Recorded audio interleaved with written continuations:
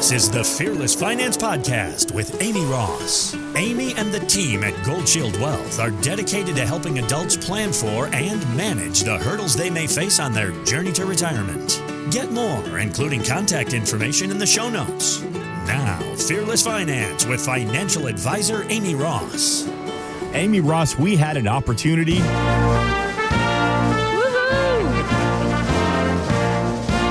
So where do we start with this one? Amy, Andrew, myself, some others in the industry, we had the experience. Honestly, I could say of a lifetime, really. I mean, for real. I don't know that I'll ever get to go to another president's house. I highly doubt it, really. Yeah. 1% of the 1% have been here in Mar-a-Lago, the home of President Trump and his family. So should we start with the bus ride in and all the dogs sniffing the entire bus and all the Secret Service? Just see it. I understand that. Like, you know, we're not ignorant to the fact that we know the name Trump can be very polarizing. That we understand that. But it doesn't matter who the president is or where we got invited. If it's you got the opportunity to go hang out at a sitting president's house, how do you say no to something like that? So absolutely not. It's the president. I mean, had it been 4 years ago, I would have went to Biden. Yeah. If I had that opportunity, I wouldn't turn that away because it was just an opportunity, to see behind the scenes of things that we hear about and see about on TV all the time. Start from the beginning, and we had the opportunity to sit down with Donald Trump Jr. A fascinating conversation. We're going to play some clips here in just a couple of seconds. But start from the beginning, Amy, as we pull into the grounds of Mar-a-Lago. What happens? Your jaw just kind of hits the floor, to be honest with you, because the grounds are beautiful, perfectly manicured. My husband, he's more of a manly man, and he's like, there's facial recognition cameras everywhere. But I don't even know how to describe it. All the gold everywhere. Yes. Everybody's so dressed up. You felt like it was almost like going to church on steroids. Like you needed to have your best of your best of your best. I mean, I planned my outfit for weeks. I had on my pink suit, my pink and red plaid with my red high heels, and Andrew had on his outfit, and everybody just looked so nice. Yeah. And then to sit there in the elegance of that dining hall with the gold rooms and the walls and the pillars. And then, you and I found the presidential. Can I say that on the radio? And we took a picture outside of it. Too bad we can't show the listeners what we did. It was truly, as you pull up. So first and foremost, yes, Secret Service is everywhere. And we got there a day ahead of time. Me and some of the crew behind the scenes, some of your support staff at Gold Shield Wealth, we got there with the radio equipment, some of the lighting, and they were kind of giving us the tour saying, okay, you're going to be in the smaller white and gold ballroom. And they let us know, they said, look, Secret Service is obviously here and you are being watched everywhere you go. We won't watch you in the bathroom, but we'll follow you to the bathroom. And they weren't lying. It was everywhere. And you're right. I felt safe there. I'll say that. I certainly felt safe. And the white and gold ballroom is just as majestic. Is that? I don't want to. Like I said, how do you even describe it? What did they say? He spends $7 million annually. $7,000. Holy moly. $7 million. Thank you, Mark. Yeah. $7 million just to refresh all that. I mean, it was just stunning. And we had the opportunity to have a great lunch in the ballroom. Got to have a conversation with Donald Trump Jr. Came back later that day for a dinner out by the pool, his private with pool. Music. We had live private music. It was just truly, there was once or twice where you just kind of look around and you go, what is happening? What exactly? We did. Andrew and I kept looking at each other and we're like, what are we doing right now? Like, are we dreaming? Yep. I have to say this. I looked at him and I said, look at me, little redneck country bumpkin from the Appalachian Mountains of Southwest Virginia, and I'm hanging out at the president's house. I love that. All right, so I wanted you to hear this clip, and we're going to spread this out over the next couple of weeks here on Fearless Finance with Amy Ross. It's all powered by Gold Shield Wealth, and you can see some of the pictures when you give them a follow on social media. Just put a search on it, Gold Shield Wealth, and you'll see Amy and Andrew and us hanging out in the white and gold ballroom. But here's a clip from our conversation with Donald Trump Jr., where he talks about his father and the best business advice that he received from Dad. Don't do anything you don't love. If you don't love it, you're never going to be good at it. You're never going to put in the time. You're never going to put in the effort. Nothing really comes that easy. And I get where, Donald Trump Jr., I understand I have been blessed, but, they made us work the menial jobs. I was, at 12 years old, I was working, at a marina away from home during the summers, as a dock attendant. And they made me, drive tractors and do landscaping. And, I always joke, my brother and I are probably the only two sons of billionaires in America that can drive a D10 Caterpillar because they made us do it. Well, his theory was really simple. It's a lot of common sense, which these days we all know is not too common.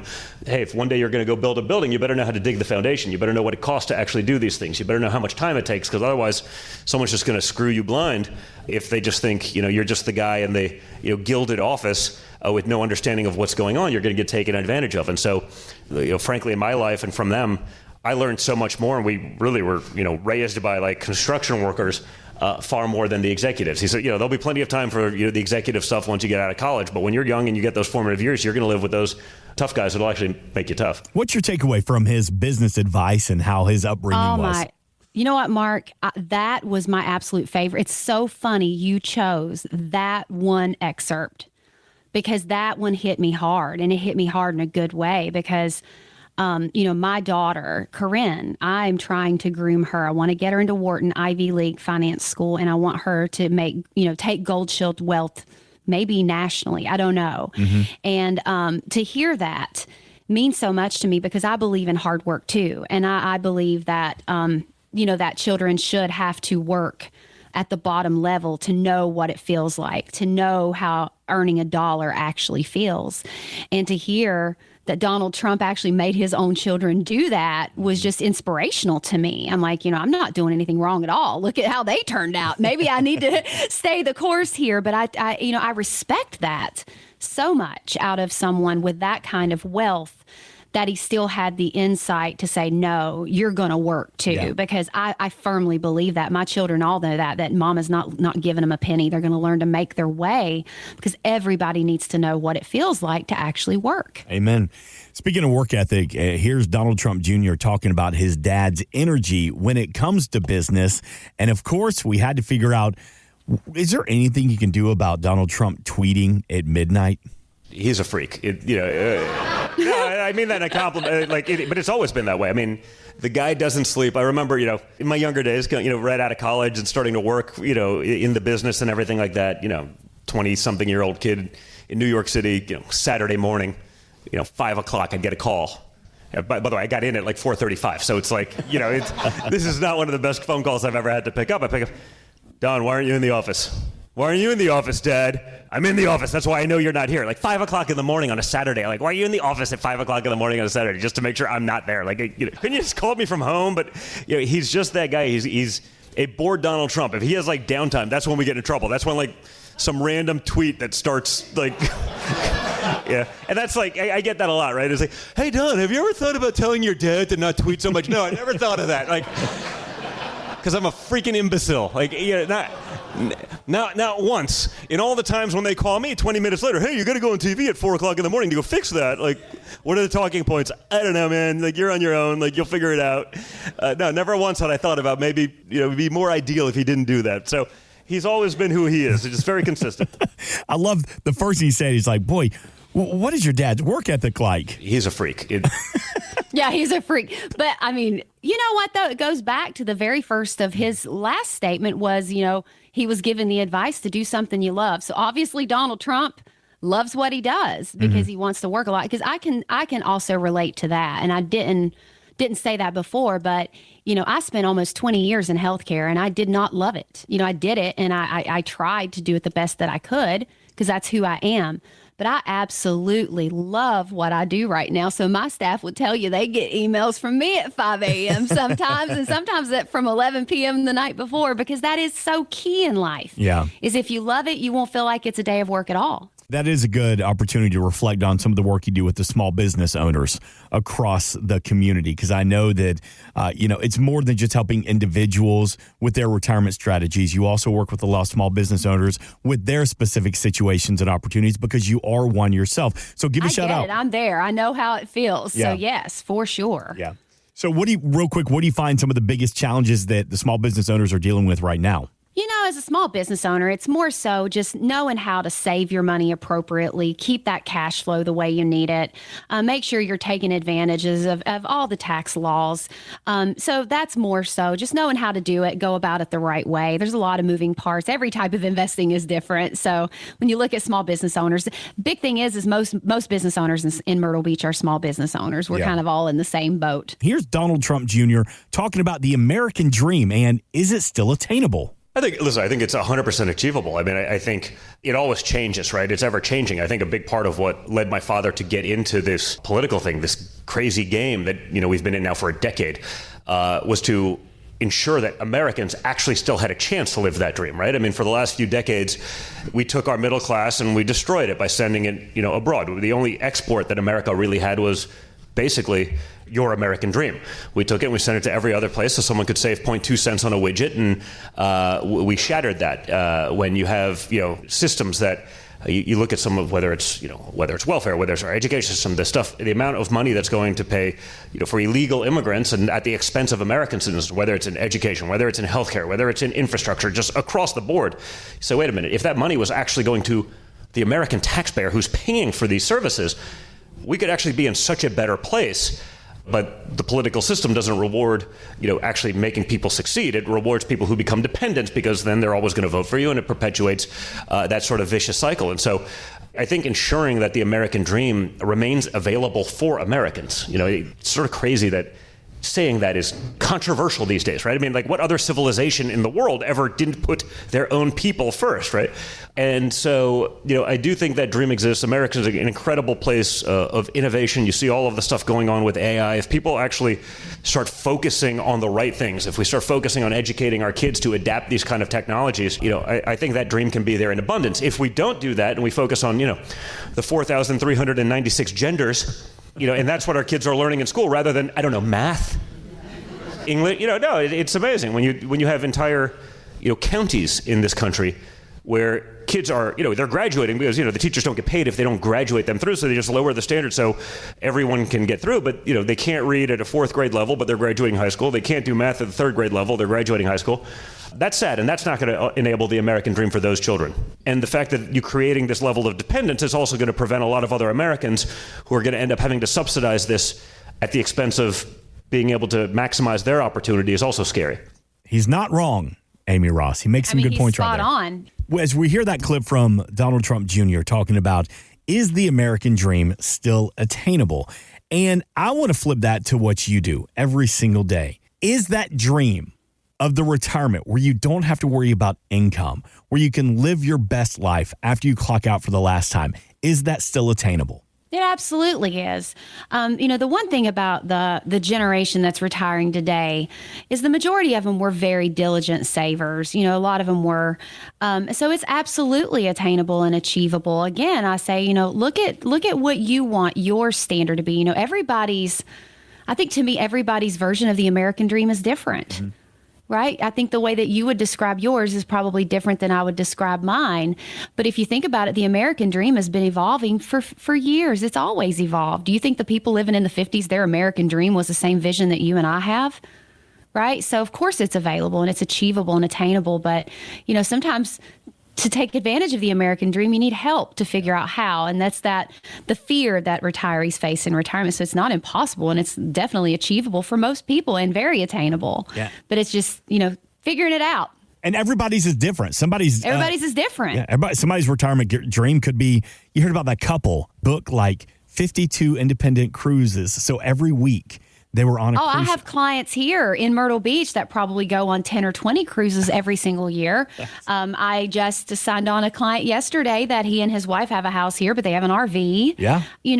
What is your American dream? And that's actually one thing that at the very beginning of one of my dinner seminars, if you come see one of those, you'll laugh, because that's one thing I think is like, what do you want your retirement to be? You've worked all the years. You're here now. Mm-hmm. Go live the dream. Donald Trump Jr., it was the opportunity for us and a handful of people in the industry. We were able to go down to Mar-a-Lago, have lunch, hear from Donald Trump Jr., had cocktails by the pool, live music, just a really, truly bucket list moment. And speaking of Donald Trump Jr. being straightforward and honest with us, he told us where he was the day he got the call that his father had been shot. Now, to kind of preface, to pick it up where we were at, he was talking about his daughter, Kai, who's all involved in golf. She's a teenager. She calls and says, Dad, let's go fishing. And that's where we pick it up. On, I guess it was July 13th of 2 years ago, when they tried to kill my father, I got the weird call that morning from her. And she's like, Dad, can you take me and a couple friends out fishing? And I'm like, who are you and what have you done with my daughter? And we go out and we take her fishing. We're having a great day and catching fish. And we get this call like, Don, they tried to kill your dad. I'm like, well, what do you mean tried to kill? Well, he's been shot. I'm like, and? We don't know. I'm like, you don't know? I start calling and stuff like that. Got home as quickly as possible. And for 90 minutes, we didn't know if he was alive or not. So we didn't know for 90 minutes. And finally, it's me, my brother, my sister, my kids had come over to my house by that time. We're just on speakerphone, and we get a call, and we're all talking, and it's my dad. And sort of big adrenaline dump. He's okay. And but it's sort of an awkward moment. So I was just like, okay, I just got to ask, how's the hair? Don, the hair's fine. A lot of blood, Don. It was and my sister's looking at me like I'm an idiot, like an imbecile. Again, some genes you can't turn off. I was like, yeah, guys, I know it's awkward, but we had to break the ice. This was kind of a morose conversation, and we just sort of hung out as a family, and really, it was, that night, just sort of, that adrenaline dump. It was like you ran 5 marathons and just exhausted. But great storytelling from Donald Trump. It was. Jr. He was just real. That's why I like people like that. He just was just normal. He seemed normal. We appreciate Donald Trump Jr. for opening up. Mark, I want to say something that, I want to point out. A lot of times we don't think that we're alike, but as humans, we are all so very similar. Mm-hmm. We really are. We want the same things. We need the same things. We want security. We want people we can trust. And to think about how filthy rich the Trump family is. But when it really came down to what mattered, think about it. It was about the feelings, right? He had those same feelings of, oh my God, I might be losing my dad. So they just really made me think that, people really do. We all put our pants on the same way every day, no matter what stage of life we're in. Yeah. And I think not to get on a rant, but I think the news, their goal is to divide us because they need the clicks and they need the views. Exactly. That's why I want to say that. Yes. I think at the end of the day, we're all very similar. We're all people. Somebody made a good point once. They said if the news was honest, they'd come on every single night, 11 o'clock news, and say 99% of the country was on their best behavior today. Here's the 1% that caused some issues. Exactly. Yeah. Yep. And it gets old, doesn't it? It does. To me, it gets very old. Yeah. But Amy wants to give you that life where you don't have to worry about the news. You don't have to watch the headlines every day. You can spend it living your best life in retirement. 843-585-5223. Again, 843-585-5223. Insurance products are offered through the insurance business Gold Shield Wealth Financial. Gold Shield Wealth is an investment advisory practice that offers products and services through Impact Partnership Wealth, LLC, IPW, a registered investment advisor. IPW does not offer insurance products. The insurance products offered by Gold Shield Wealth Financial are not subject to investment advisor requirements. Gold Shield Wealth Financial and IPW are not affiliated companies. Investing involves risk, including the potential loss of principal. Any references to protection, safety, or lifetime income generally refer to fixed insurance products, never securities or investments. Insurance guarantees are backed by the financial strength and claims paying abilities of the issuing carrier. This radio show is intended for informational purposes only. It is not intended to be used as the sole basis for financial decisions, nor should it be construed as advice designed to meet the particular needs of an individual situation. Gold Shield Wealth is not permitted to offer, and no statement made during the show shall constitute tax or legal advice. Our firm is not affiliated with or endorsed by the U.S. government or any governmental agency. The information and opinions contained herein provided by third parties have been obtained from sources believed to be reliable, but accuracy and completeness cannot be guaranteed by Gold Shield Wealth. This radio show is a paid placement. Any and all services related to Medicare are an outside business activity and are not offered through or supervised by Impact Partnership Wealth, IPW, LLC. Gold Shield Wealth has a strategic partnership with tax professionals and attorneys who can provide tax and or legal advice.